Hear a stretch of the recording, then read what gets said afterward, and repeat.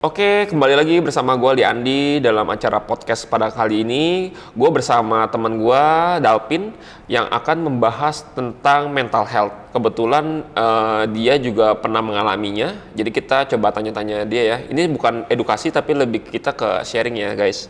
Nah, oke Ceh, gue mau nanya nih pengalaman-pengalaman lu seputar mental health karena kan lu mengalami sendiri kan. Nah, bisa diceritain nggak awal background lu kenapa sampai bisa kena mental health gitu? Mungkin lu kan setahu gue kena mental health itu karena dari background keluarga ya. Boleh nggak diceritain? Iya, keluarga gue hitungannya agak toksik sih dulu. Waduh. Terutama itu popo gue ya. Karena kan bokap nyokap gue itu udah cerai dari gue umur 3 tahun. Jadi gue diurus sama popo gue. Popo lu, Ya, cuma memang di tahun 99 sampai 2004 gue pindah ke asrama di Jawa. Terus 2004 itu gue pulang balik lagi ke sini. Ya, karena bokap gue emang kerja ke luar negeri juga. Terus 2004 itu kita sama-sama pulang semua ke Jakarta lah. Jadi sejak itu ya popo gue yang ngurus dan banyak hal toksik yang terjadi di keluarga gue. Oke, jadi kayak background keluarga lu ini sorry ya Cem, maksudnya broken home, terus habis itu akhirnya lu pernah tinggal di asrama juga karena memang keluarga lu, maksudnya orang tua lu kerja di luar negeri, akhirnya popo lu atau nenek ya di sini ya, popo itu nenek ya, neneknya Dapin akhirnya jemput buat dirawat sama nenek berarti kan. Nah ternyata mental health ini malah bersumber dari nenek ya. Iya, dari nenek. Oke, bisa diceritain nggak awal mulanya gimana sih? Maksudnya kenapa bisa sampai nenek membuat lu sampai kayak gini gitu?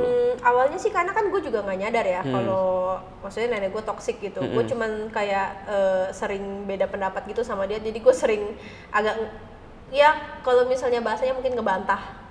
Ya gue sering ngebantah statement dia karena menurut gue itu kayak nggak bener. Yang bener tuh harusnya B gitu. Jadi gue juga kayak berpegang teguh sama pendirian gue. Akhirnya yang bikin kita jadinya nggak akur. Gitu.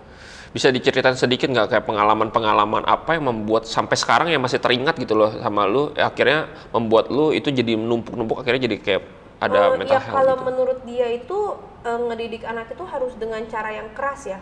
Misalnya kayak jadi dia tuh cara mainnya tuh gini, kalau misalnya lu nggak ngelakuin apa yang gua mau, bakal gua cut off fasilitas lu.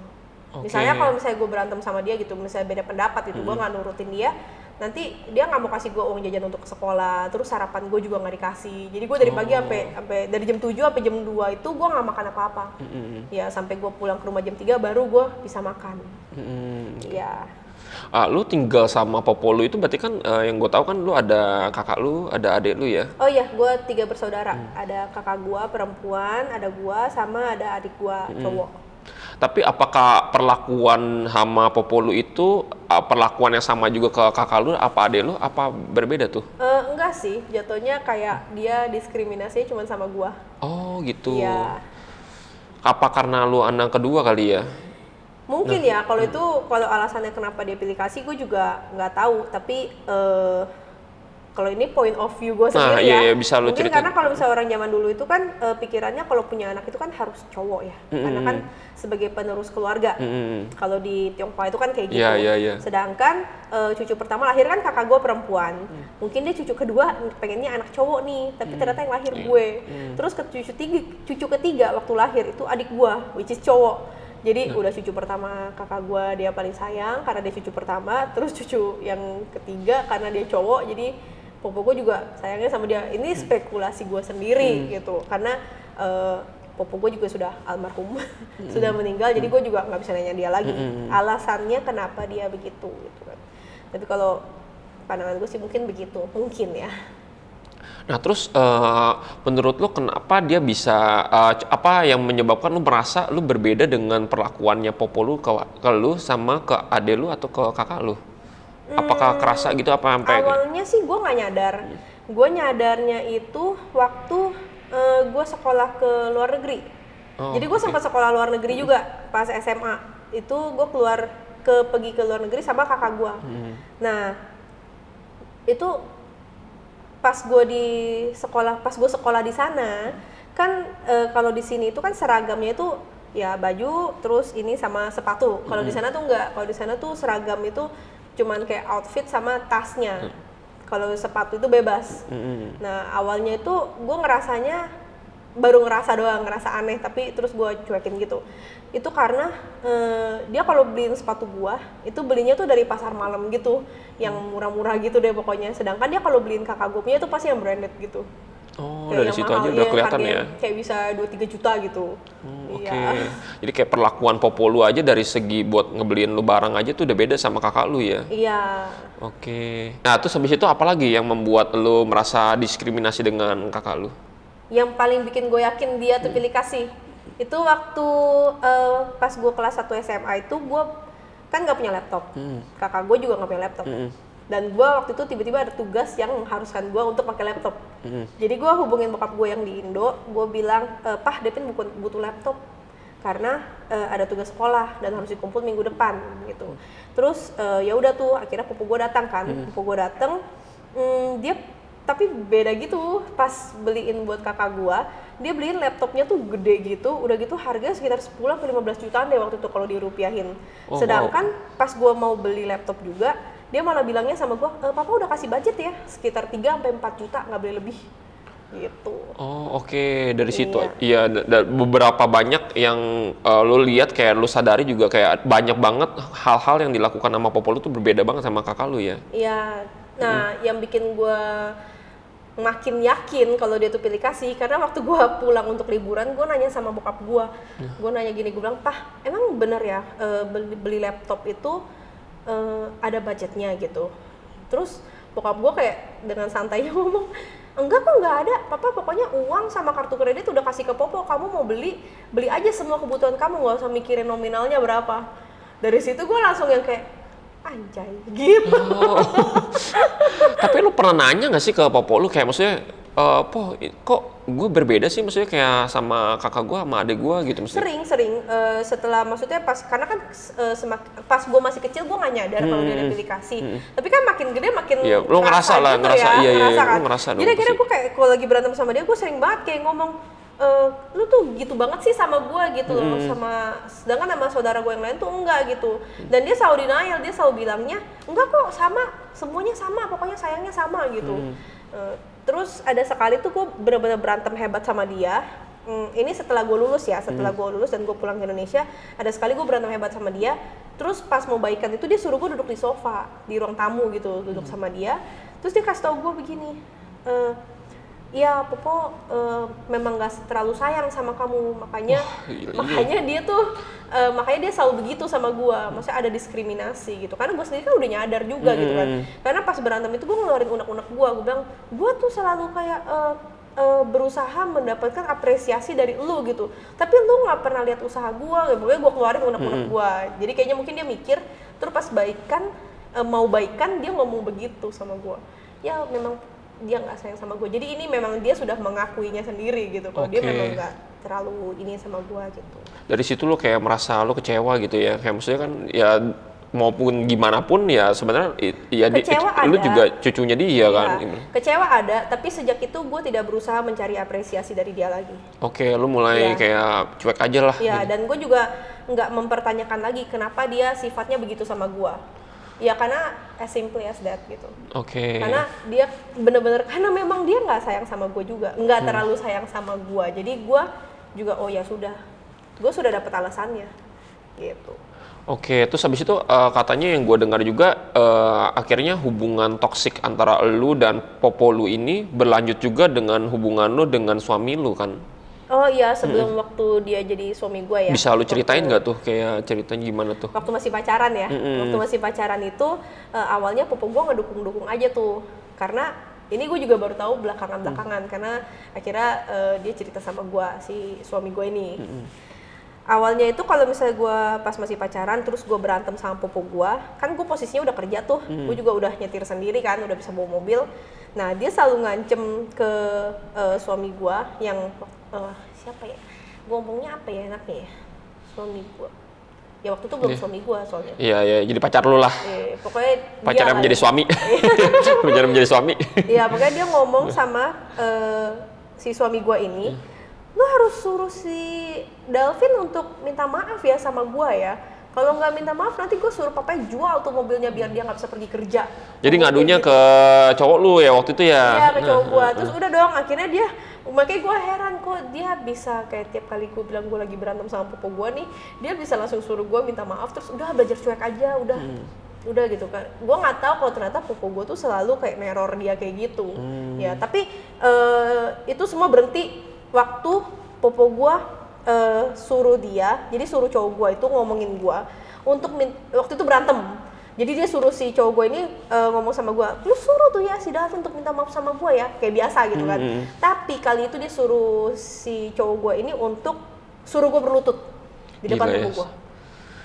Itu udah kayak itu kayak udah cross the line gitu loh buat cowok gue kan. Jadi dia Popo maaf dulu nih, dia ngomong gitu, dibalas sama dia, maaf dulu nih, si Davin kan masih punya papanya ya, kalau Popo mau Popo suruh papanya, ini udah di luar kendali saya, dia bilangnya begitu. Jadi sejak itu gue langsung gak disetujuin tuh pacaran sama si suami gue yang sekarang ini.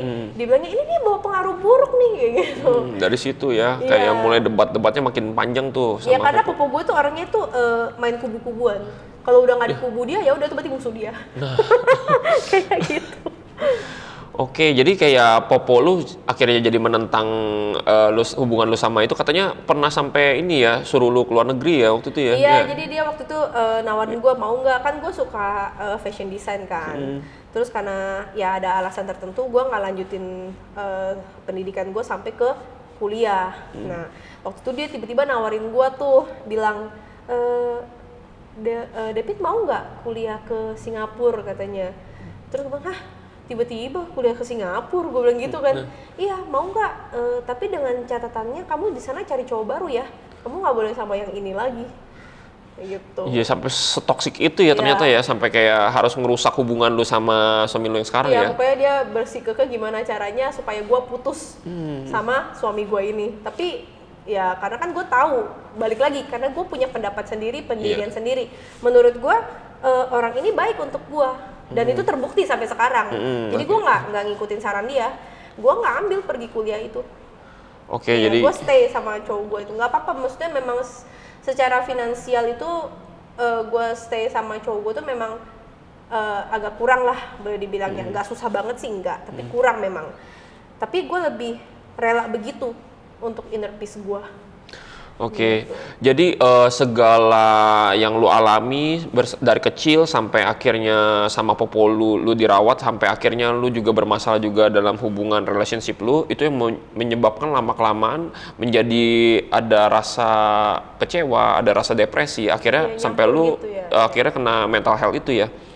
Terus gejala awalnya lu sampai menyadari lu kena mental health tuh gimana ya, Ce? Awalnya gue juga nggak sadar. Maksudnya gue juga nggak sadar kalau gue itu sejak sama keluarga gue itu, sejak gue pulang dari asrama itu kalau gue udah kena ada apa namanya trauma ya, kalau traumatis ya, traumatis gitu. Gue nggak nyadar, gue cuma sering ngerasain kayak tiba-tiba kok gue ngerasa sedih, misalnya gue lagi hahaha sama temen gue ke mall kemana gitu, tiba-tiba gue ngerasa sedih, tapi gue selalu perasaan apaan sih nih, udah biarin aja gitu. Tapi itu kan berarti kayak gue biarin, terus dia makin numpuk. Nah pas tahun 2022 itu parahnya sih, jadi itu kayak udah nggak kebendung, jadi rasa sedih itu jedanya itu semakin panjang. Biasanya mungkin cuma semenit, 2 menit, makin panjang gitu. Sampai udah nggak kebendung, sampai gue ngerasa sedih, terus gue ngerasa hidup ini kayak nggak ada gunanya gitu.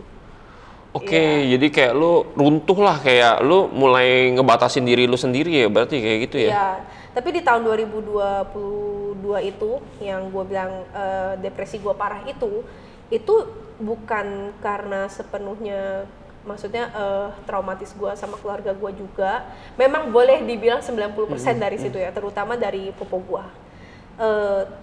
Tapi di tahun itu memang ada masalah internal lain juga gitu. Jadi itu kayak langsung yang menambah lu ya, jadi nambah. Udah ada beban nih sebenarnya, udah ada tekanan yang gue cuekin itu. Terus kayak tiba-tiba nambah lagi. Sesuatu yang bikin gue kayak shock banget gitu. Ya, jadi akhirnya yang men-trigger depresi gue itu langsung kayak melambung gitu. Ya, awalnya itu karena gue susah tidur. Jadi kalau misalnya gue tidur, itu gue pasti akan kebangun jam 2, tidur lagi kebangun jam 3, tidur lagi kebangun jam 4. Habis itu gue nggak bisa tidur lagi. kayak insomnia ya jadinya Iya, aneh banget. Atau enggak lu sama sekali nggak tidur.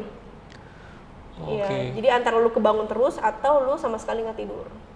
Oke, tapi pikiran lu apa sih pas lagi kayak mengalami hal-hal kayak gitu sih? Apa yang lu pikirin gitu loh?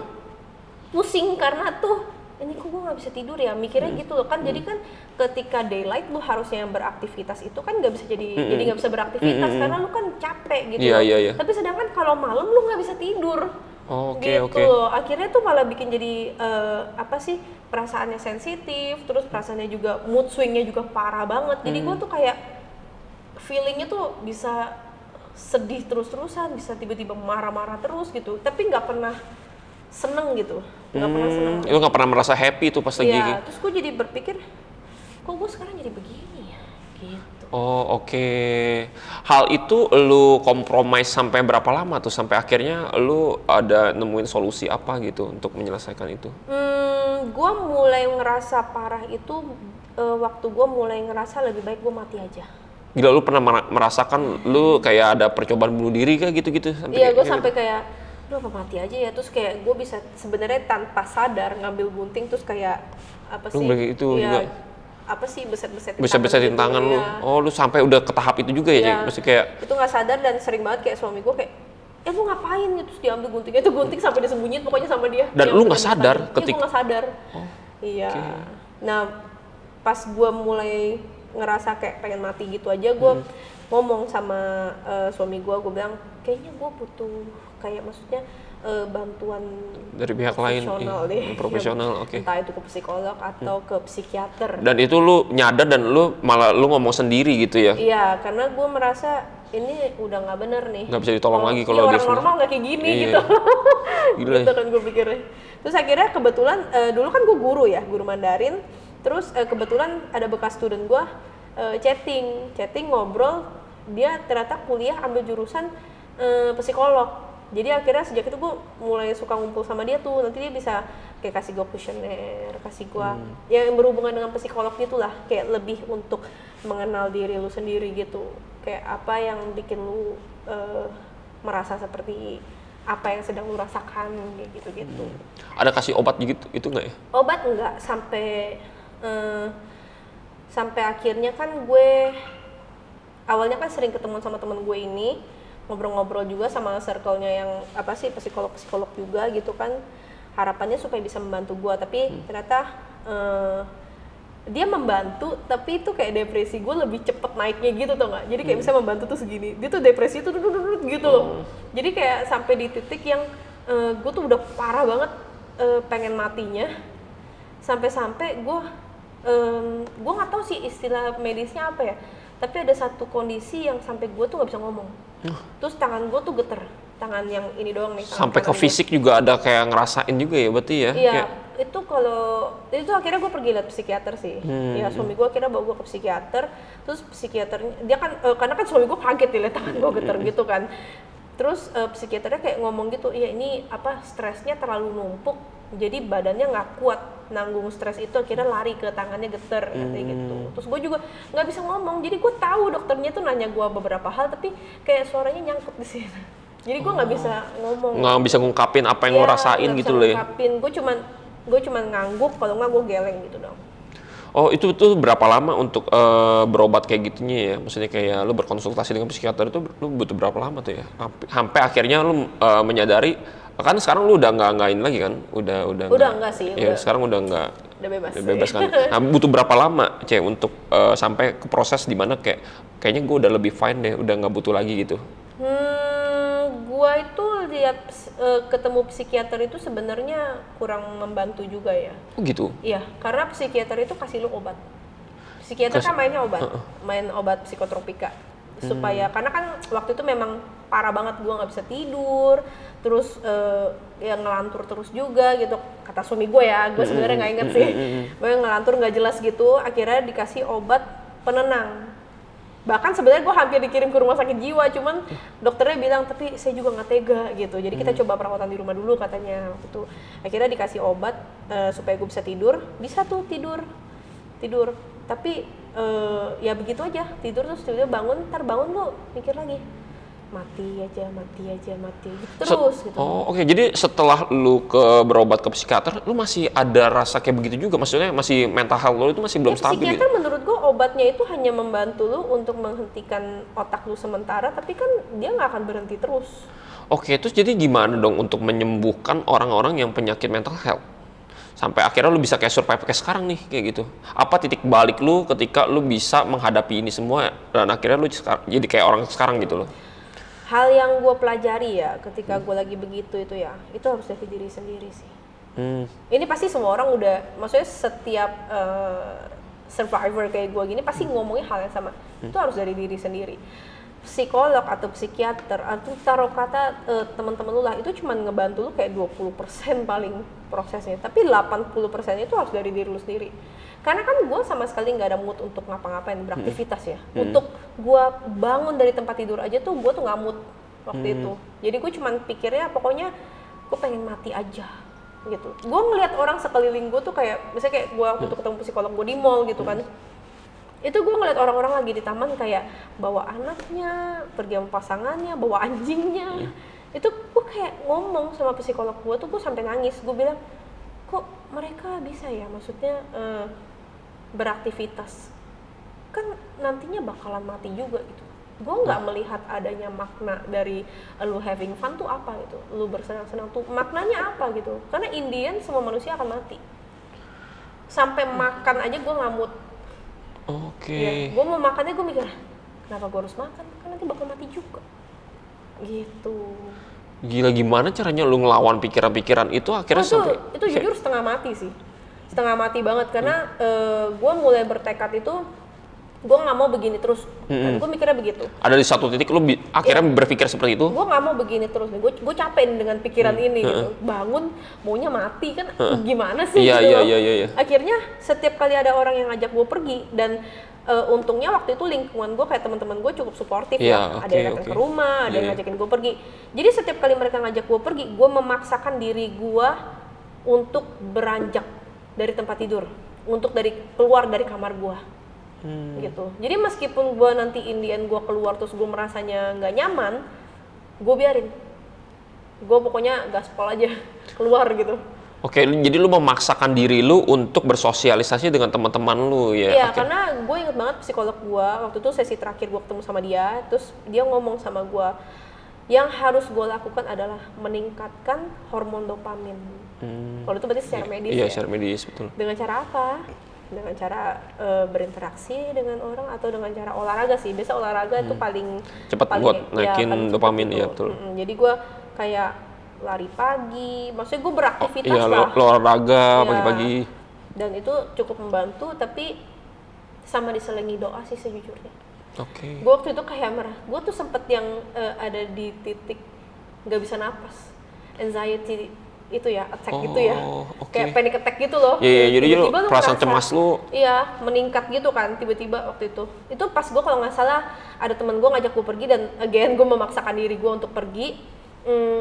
Pas sebelum gue mau mandi itu tiba-tiba gue kayak gitu tuh, nggak bisa napas gitu. Ya itu gue berusaha kayak menenangkan pikiran gue dan diri gue sendiri. Jadi gue kayak selalu bilang, enggak, lu nggak apa-apa, keluar cuma sebentar doang kok, paling ngobrol apa, ngerti gak? Kayak lu lagi ngomong sama orang tapi padahal lagi menasihati diri lu sendiri gitu. Ya, jadi lu fight gitu dengan diri lu sendiri gitu loh, bahwa lu nggak mau kayak gini terus. Itu yang menyebabkan lu satu titik di mana lu bisa keluar dari permasalahan lu saat ini gitu ya. Iya, dan menurut gua ini gue bukan maksudnya bukan religius ya, karena gue juga bukan orang yang religius gitu, agamais gitu enggak ya. Tapi jujur gue waktu itu kayak gue mencoba pagi gue bangun, gue mencoba untuk berdoa dan mensyukuri hal-hal kecil. Contohnya gini, gue pagi bangun, taruh kata gue nggak kebangun jam 3 jam 4, gue kebangunnya jam 5. Itu gue syukurin tuh, ya Tuhan terima kasih ya hari semalam aku tidur bisa bangun jam 5 kayak gitu. Terus mulai dari hal-hal kecil dulu, kita bersyukur, nanti akan timbul yang namanya harapan. Jadi nanti doanya mulai diselingi semoga hari ini bisa terlewati dengan baik. Itu mulainya dari situ. Jadi mulai ada harapan di situ kan dari kata semoga itu. Malam juga gue berdoa. Jadi gue berdoa sehari 2 kali, pagi sama malam. Malam itu gue doanya apa? Malam tuh makasih Tuhan, hari ini aku bersyukur hari ini aku bisa makan ini. Jadi kayak hal-hal konyol aja gitu. Ya, dan lu kayak berusaha untuk kayak mensyukur itu akhirnya membuat lu jadi ada harapan. Iya, oke. Terus ya udah tiba-tiba suatu hari gue bangun. Ini bukan bohong atau apa ya, gue ini terserah kalian agamanya apa ya, kalian doa ke Tuhan kalian sendiri gitu. Tapi gue bener suatu pagi gue bangun, gue nggak merasa gue mau mati. Gue nggak merasa apa ya, maksudnya sakit hati gue tuh yang biasa gue bangun tuh kayaknya ngamut, kayak rasanya capek. Itu kayak hari itu gue nggak ngalamin gitu. Itu gue bersyukur banget tuh. Oh, di situ lah mungkin ya titik lu akhirnya menyebabkan kayak, oh ini kayaknya gue udah lewat nih dari fase mental health gue ini gitu. Terburuknya ya. Sembuh belum gue tahu, tapi gue tahu itu kan berarti sesuatu yang positif ya. Iya. Jadi kan berarti ada progres di situ. Nah, itu gue syukuri banget waktu itu. Terima kasih karena gue tidak mengalami mood itu. Pemikiran itu lagi gitu ya. Biasanya itu yang paling mengganggu. Benar. Itu sih udah parah banget sih sampai mau coba bunuh diri lah, lu sampai kayak bener-bener mutusin pengennya mau mati aja. Iya. Itu parah banget sih. Oke. Terus gimana kalau misalkan di sekeliling kita nih mungkin para netizen yang ibarat kata ketemu atau melihat kayak temannya atau orang-orang terdekat dia ternyata mengalami hal yang sama kayak lu nih. Saran gitu. gua. Iya, saran dari lu gimana ya kayak gitu ya? Temenin aja ya. Misalnya lu duduk sama dia nih, lu tahu temen lu lagi depresi, ya kan? Jangan ngejudge dia, jangan juga kayak ngomong taruh kata dia ada perasaan pengen bunuh diri. Lu jangan bilang sama dia, emang lu gak mikirin saudara lu, gak mikirin ini lu, ntar gua gimana kayak gitu. Itu jangan. Kenapa? Karena untuk dia mikirin diri sendiri aja, itu dia tuh udah pusing. Ya, jadi lebih baik lu dengerin. Karena gua waktu itu, gua sering banget keluar sama temen gua satu ini. Dia mendengarkan seluruh keluh kesah gua, tanpa dia ngejudge gua, tapi tanpa dia ngasih gua solusi juga. Nah, itu malah jadi makin bingung. Iya, bingung kan? Iya, jadi bingung. Solusi nggak ada, tapi ngejudge juga, juga kan? Karena itu yang apalagi kita lagi penyakit nih, lagi dalam kondisi penyakit nih. Butuh orang untuk berkeluh kesah, dan kebetulan syukur-syukur teman gue itu ada di situ. Jadi dia dengerin aja. Setiap kali kalau gue ketemu dia pasti ngomongnya hal yang berulang-ulang. Iya, gue ngerasa gue kayak nggak berguna di hidup ini. Gue ngerasa kayak untuk apa hidup gitu terus. Tapi dia juga cuman menjadi pendengar yang baik. Be a good listener. Oke. Yeah. Jadi kayak yang hal yang dibutuhkan untuk ketemu dengan teman kita yang mungkin lagi mengalami depresi atau mental health adalah dengan cara kita mendengarkan apa yang dia mau sampaikan, tanpa harus menjudge dia. Bukan berarti kita kayak nyuekin dia, bukan ya. Tapi lu bilang aja, iya memang yang kamu alami itu hal yang berat. Sabar. Berusaha memahami lah ya. Sabar ya. Kasih support juga. Iya, kasih support aja. Ingat jangan judgmental. Karena orang normal tidak akan pernah bisa memahami apa yang dirasakan orang depresi. Oke, karena kan memang kelihatan simpel, tapi banyak juga kasusnya kan mental health itu berakhir bunuh diri lah. Ya, apalagi kalau misalnya lu ngomongin temen lu, emang lu apa yang mau disetresin? Taruh kata dia kaya duit ada, mau makan, mau jalan, mau apa gampang semua. Wah, jangan banget ngomong. Iya, karena kan kita nggak tahu masalah dia mungkin berasal dari ya kayak lu, misalkan dari background dari keluarga, ya kan mungkin atau keluarga gue dulu berkecukupan ya kan. Iya, gue tahu tuh. Makanya ngapain kayak bisa ternyata bukan dari situ gitu kan. Ternyata kan dari hubungan lu dengan popo lu, ya kan mungkin orang lain juga mungkin kan kena mental health bisa aja jadi ya mungkin dari relationship dia atau dari pekerjaan dia ya, akhirnya dia depresi gitu kan. Bahkan di Korea sendiri pun aja kan tingkat kematiannya karena depresi itu gede banget kan. Tinggi, ya. Nah, ya maksudnya ini bukan hal yang kita nggak boleh anggap sepele juga. Ibarat kata kalau misalnya kalian menemukan teman-teman ya, yang teman-teman yang kalian kenal tuh mengalami hal ini gitu. Terus saran lu kalau misalkan netizen ini mungkin ada yang merasa kayaknya gue sama kayak lu deh gitu. Maksudnya ada yang merasa kayak lu gitu. Terus saran lu kayak gimana sih buat dirinya dia gitu loh? Intinya lu harus bisa lawan diri lu sendiri sih. Your own enemy is yourself soalnya. Oh, karena jadi yang bisa menyembuhkan itu berarti psikiater mungkin membantu ya, hanya membantu ya. Dia membantu karena obatnya bisa karena obat. Oke. Tapi obat itu kalau lu konsumsi terus-terusan itu bisa bikin jadi bodoh. Jadi gue juga sambil berusaha menyembuhkan diri gue berusaha untuk lepas dari obat itu juga. Jadi sebisa mungkin jangan konsumsi obat psikotropika kecuali memang lu bener-bener urgent banget. Ya, karena waktu wedding day gue kan gue make upnya jam 3 subuh ya. Malamnya gue minum obat dokter. Malamnya gue minum obat dokter itu bangunnya harus alami ternyata. Jadi kayak harus bangun karena lu bangun sendiri gitu. Nah hari itu karena gue mau make up, jadi gue dibangunin. Which is kan obatnya masih bekerja gitu ya. Itu tuh bikin lu kayak jadi nggak mikir apa-apa, kayak aneh gitu deh rasanya, kayak gitu tuh rasanya tuh. Kayak ngawang aja gitu ya, kayak SpongeBob tau nggak lu? Gitu. Jadi gue inget banget pas dia make upin gue, kan gue pakai kimono ya, udah pakai kimononya kan begini terus putus panjang segini itu sampai ke pinggang gitu kan, jadi garisnya itu. Nah itu gue inget banget, gue lihat ada jarum pentul warna pink dari sini sederet tuh sampai bawah tuh, sederet tuh. Jadi gue kayak otomatis ngomong, ini jarum, gue nunjuk juga, ini jarum pentulnya nanti tolong dicabut ya semua ya. Gue ngomong gitu ke makeup artist gue. Makeup artistnya sampai shock kan.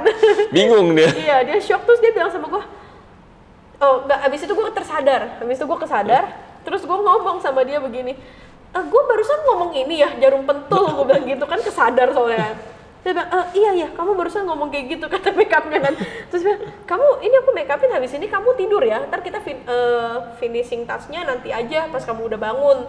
Jadi tuh akhirnya dia, karena memang udah mau selesai juga, gue tidur, habis itu tidur 1 jam gitu. Jadi itu obatnya tuh bisa bikin lu kayak sampai halu juga. Tapi memang apa semua psikiater akan memberikan obat itu ya kepada orang-orang yang kena mental health kayak gini? Kalau psikiater itu memang setahu gue itu kan dia pakainya obat. Beda sama psikolog. Kalau ke psikolog itu kan lebih ke konsultasi dia, ya mendengarkan cerita lu, terus dia akan mencoba kasih lu solusi. Gitu. Ya, gue bukannya bilang psikiater atau psikolog itu lebih bagus atau gimana, bukan. Sesuai kebutuhan aja. Dan kebetulan kan gue coba dua-duanya. Lu ada coba psikolog juga, lu ada coba ke psikiater juga kan? Ke psikiater membantu kenapa? Karena obatnya memang jujur, bikin gue tidur. Jadi gue bisa tidur. Tapi itu pun pas bangun, lu tuh agak kelayangan gitu loh. Karena kan ya gitu ya, obatnya kan psikotropika. Tapi kalau memang nggak dapat support atau dukungan dari orang sekitar, lebih baik jangan malu-malu juga kan untuk ke dokter seperti psikolog dan psikiater. Iya, nggak perlu. Gue juga waktu itu ngomong sama suami gue kayak, gue udah merasa kayak ini nih udah nggak bener nih. Ini udah bukan sesuatu yang bisa gue atasin. Jadi gue bilang sama dia, gue harus cari orang yang bisa bantu gue untuk mengatasi ini.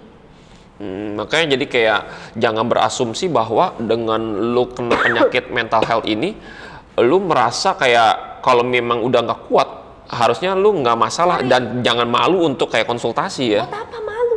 Ya kan ada yang kayak, aduh gua dicap kayak bukan orang normal nih, kayak gitu. Orang gila gitu. Iya, kan ada yang kayak gitu kan, ada yang takut juga kan. Sebenarnya enggak ini ya. Enggak. Itu malah lu harusnya bisa berpikir kayak you wanna get better and you seek for help. Oke, berarti pembahasannya kurang lebih kayak gitu ya guys ya, untuk yang mengalami mental health. Semoga ya teman-teman yang punya pengalaman kayak gitu bisa untuk berkonsultasi juga, atau mungkin teman-teman yang pernah melihat temannya atau saudaranya yang seperti itu bisa ditemenin ya, karena itu kan support dari orang sekitar itu sangat penting banget gitu loh. Jadi itu aja sih sebenarnya pembahasan kali ini, semoga bermanfaat. Bye-bye, semangat terus ya.